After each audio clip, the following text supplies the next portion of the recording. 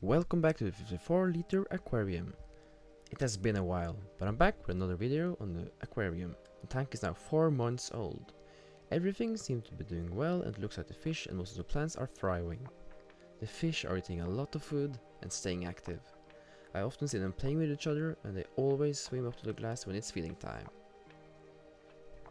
The plants are growing like crazy, especially the rotala. I usually trim it down every 2 to 3 weeks because it gets way too tall and blocks all of the light. The plant at the back here has also bounced back real well after a rough start. Unfortunately, the Helantium isn't doing too well. Most of the leaves have melted back and haven't produced any new ones. I think the reason for this is the lighting. I had a period when I was using 2 lights, which was probably too strong for the Helantium. Right now I've set the light on an 8-hour timer each day. The Nubius has unfortunately suffered the exact same fate. It is starting to doing better though. There's also quite a lot of algae on the rocks now.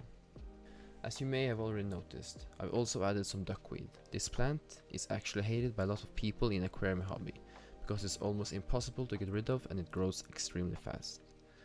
I accidentally got a bit of duckweed when I bought the fish. My first thought was to remove it right away, but then I started thinking, wouldn't it be smart to have some floating plants as well? After all, they're really useful because they've stored a lot of nitrogen, which helps to keep the aquarium healthy. So I ended up keeping the duckweed as long as it remained useful. But it is important to keep an eye on it.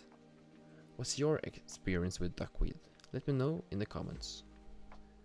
If you watched all the way to the end of the last video, you might have noticed that I discovered a tiny, adorable baby platy. Since then, I've discovered many more and I've been eagerly following their development. At one point, there were around 12 of them.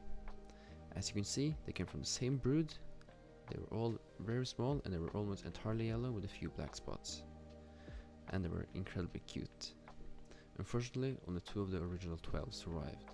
Sadly, this is quite natural, but I suspect that a disease may have been what took out most of them.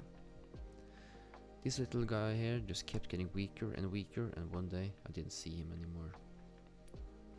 And that was very sad. I also think some of them might have been taken by the pump. One day I happened to look inside the pump and there was a poor little one that has ended up in there. Thankfully I managed to rescue it. Whew. I'm really fond of the 2 that survived. As you can see, there's a bit of a size difference between them, since one of them seems to eat just about everything in sight. But I believe both of them are going to make it in the end. I'm quite unsure about who's the father of the babies, since they both look a bit like their mother. There are only 2 males in the tank, so my theory is that she was already pregnant before she ended up in the aquarium. Alright, it's time for a water change.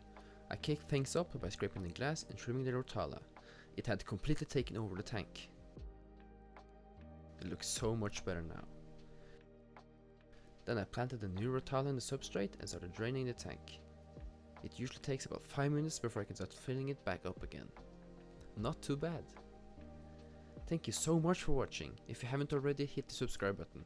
We're so close to 100 subscribers. Please, let's make it happen. Thank you.